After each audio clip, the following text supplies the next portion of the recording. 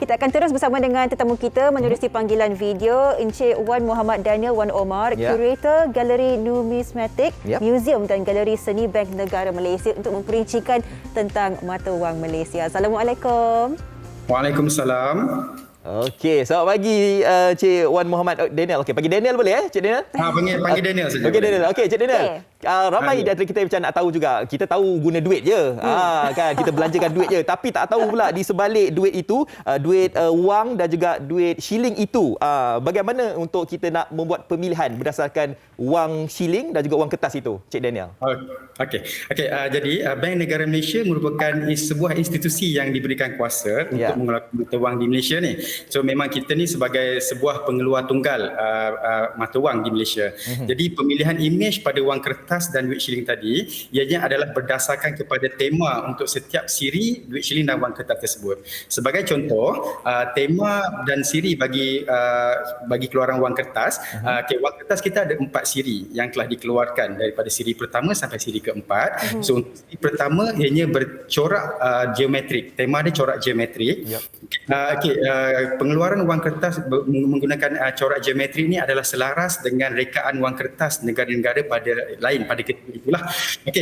Untuk siri kedua pula, ianya bertemakan artifak kebudayaan. Di mana ianya mengetengahkan kemajuan seni bina yang melambangkan identiti negara, seperti bangunan parlimen, tugu negara dan lain-lain ilustrasi yang terdapat pada wang kertas siri kedua tersebut. Bagi siri ketiga pula, ianya bertemakan wawasan 2020, di mana siri ilustrasi ianya memaparkan ilustrasi kereta keluaran Malaysia iaitu Proton Saga. Lepas tu ada juga bangunan Menara Kuala Lumpur, KLCC, LRT dan sebagainya yang melambangkan wawasan 2020 pada ketika itu. Dan siri keempat iaitu siri yang terkini. Siri ini mempromosikan keunikan Malaysia seperti ilustrasi wang bulan, burung enggang badak dan juga bunga rafflesia. Jadi ramai yang beranggapan bunga rafflesia ni berasal daripada Sabah, tapi sebenarnya tidak. Bunga rafflesia ni sebenarnya berasal daripada negeri Perak. Ianya satu sangat unik sebab kebanyakannya bunga rafflesia ni memang kita akan temui di Sabah dan di bahagian Borneo kan. Tapi bunga rafflesia ni kita temui di negeri Perak dan dinamakan sebagai Rafflesia azlani. Itulah yang uniknya terdapat pada wang kertas siri keempat. Encik Daniel, banyak kemudian kita tengok pada duit shilling pula, boleh ya? Silakan.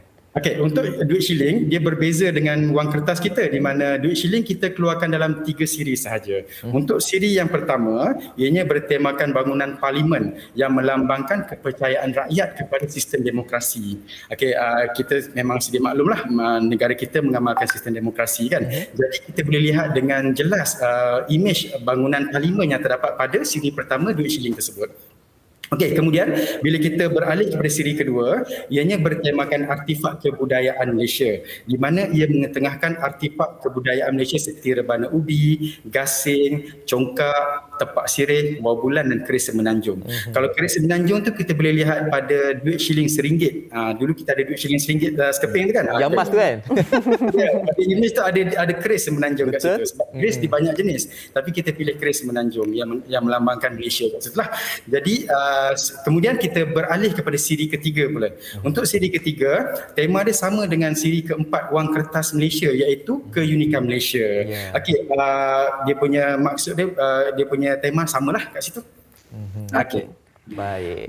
Mungkin Cik Daniel kongsikan banyak siri dan juga banyak tema. Bagaimana ataupun maksud yang ingin disampaikan bagi setiap rekaan yang dikeluarkan dari masa ke masa ni, Cik Daniel?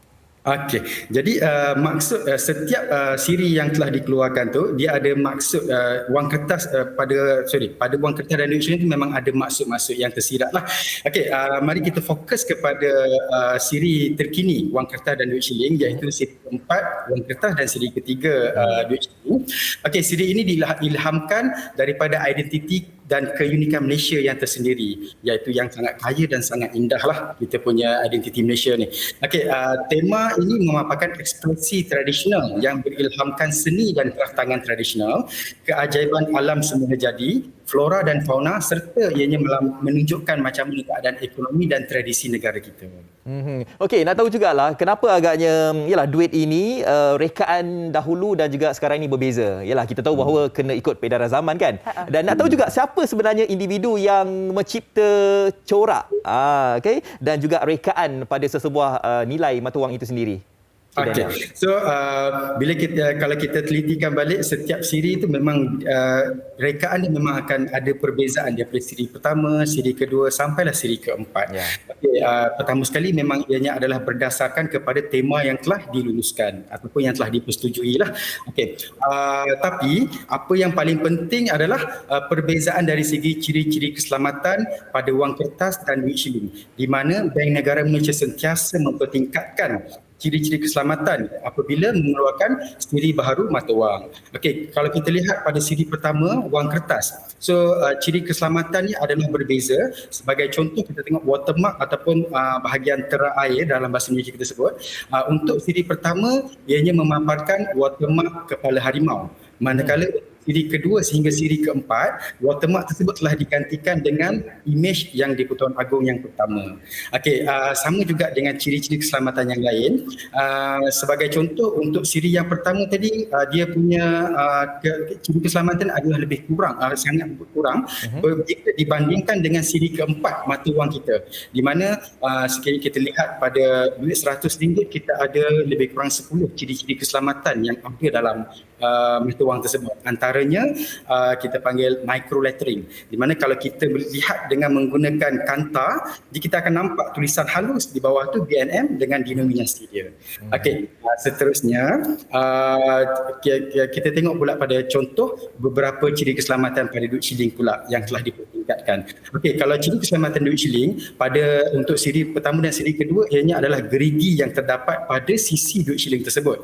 Tapi untuk siri ketiga ni kita telah pertingkatkan lagi. Okey, antaranya ciri keselamatan yang ada pada duit shilling 50 sen, iaitu imej pendam ataupun watermark, kita telah masukkan ke dalam duit shilling 50 sen ni, dan juga garisan mikro ataupun micro lines.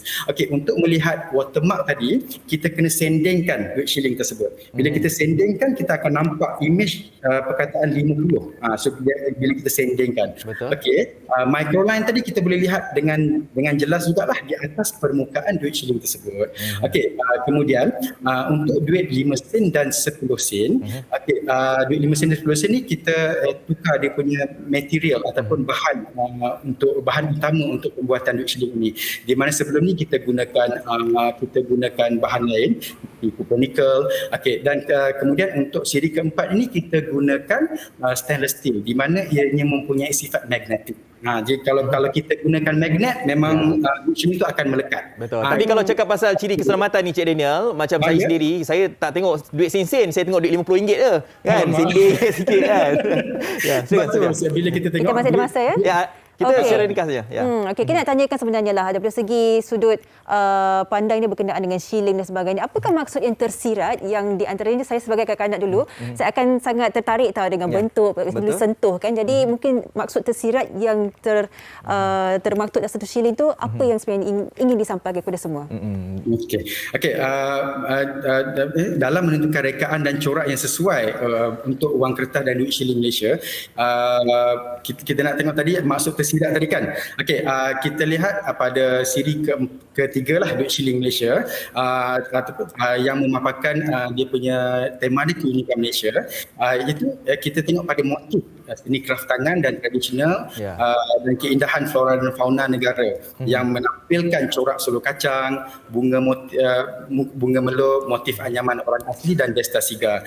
Okey, jadi selain daripada itu, bagi memudahkan orang kurang upaya penglihatan untuk mengenal pasti jenis nilai yang berlainan, reka bentuk sisi ataupun bahagian tepi duit shilling tersebut pun telah dipertingkatkanlah. Kerana untuk duit 5 sen, ianya mempunyai bahagian sisi yang kosong. Jadi kosong ni kita dapat identify, okay, this is duit 5 sen. Dan manakala duit 10 sen pula, dia punya saiz lebih kurang sama dengan duit 5 sen, tapi dia mempunyai gerigi halus. Jadi kita boleh rasa lah dengan jelas kat situ kan. Sangat menarik. Duit 20 sen pula, dia ada gerigi yang agak kasar. Manakala duit 50 sen tadi, dia mempunyai bulat berlekuk 9. Baik, Cik Daniel. Sebenarnya seperti banyak tadi, seperti disebutkan tadi oleh Cik Daniel, ada lekuk. Tapi kita ucapkan terima kasihlah kepada Cik Daniel kerana kesentukan masa. Kalau kita nak perincikannya, memang kita perlukan sehari. Kita ucapkan terima kasih kepada Encik Wan Muhammad Daniel Wan Omar, Curator Galeri Numismatik Museum dan Galeri Seni Bank Negara Malaysia. Okey, terima kasih Cik Daniel. Assalamualaikum. Waalaikumsalam. Okey, baik.